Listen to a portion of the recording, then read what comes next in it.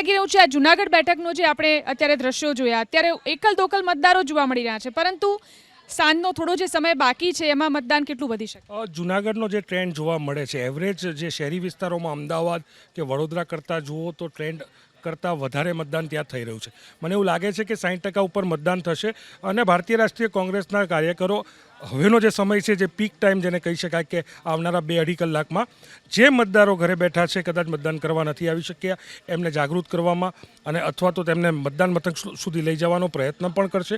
અને જે પ્રજાકીય મુદ્દા છે, મોંઘવારી, બેરોજગારીના મુદ્દાઓ પર જાગૃતિકરણ પણ કરવાની જે જરૂર છે. યુવાનોનો મત જે હોય, ફર્સ્ટ ટાઈમ વોટર્સ હોય એ રહી ગયા હોય, અથવા તો ઉંમરલાયક વૃદ્ધ વયના જે મતદારો હોય જો ઘરે બેઠા હોય, અથવા તો મહિલા મતદારો કે જે મોંઘવારીના મારથી પીડાતી હોય, આ દરેક વર્ગના મતદારોને ક્યાંક ને ક્યાંક જે સાગર એટલે દરિયા કિનારો, કોસ્ટલ એરિયા, કોસ્ટલ બેલ્ટ બહુ મોટા પ્રમાણમાં છે, તો માછીમારોના પ્રશ્ન છે, એટલે જે પ્રકારે જે પણ અલગ અલગ સમુદાયના લોકો છે એમને ક્યાંક ને ક્યાંક મતદાન વધુ કરે એની અપીલ આ એબીપી હોસ્પિટલના માધ્યમથી પણ કરીએ છીએ અને અમારા કાર્યકરો પણ. જી બિલકુલ, શું આશા છે, કેટલું મતદાન જૂનાગઢ બેઠક પર ખાસ કરીને સાંજ સુધીમાં?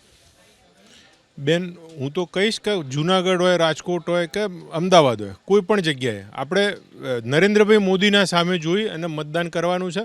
ગુજરાતના પનોતા પુત્રો નરેન્દ્રભાઈ મોદી અને અમિતભાઈ શાહનું મોઢું જોઈ અને કમળને વોટ આપી અને 25-25 કમળ દિલ્હી આપણે મોકલવાના છે. 2014 અને 19માં મોકલ્યા હતા, એની એ જ ટ્રેન્ડ 2024માં ફરીથી પાછું થશે. કર્ફ્યુ મુક્ત ગુજરાત માટે આ જરૂરી છે. જી, મતદાન શેના માટે? 100% મતદાન દરેક ગુજરાતીએ કરવાનું. એનું કારણ હું કહું છું કે પનોતા પુત્રો નરેન્દ્રભાઈ મોદી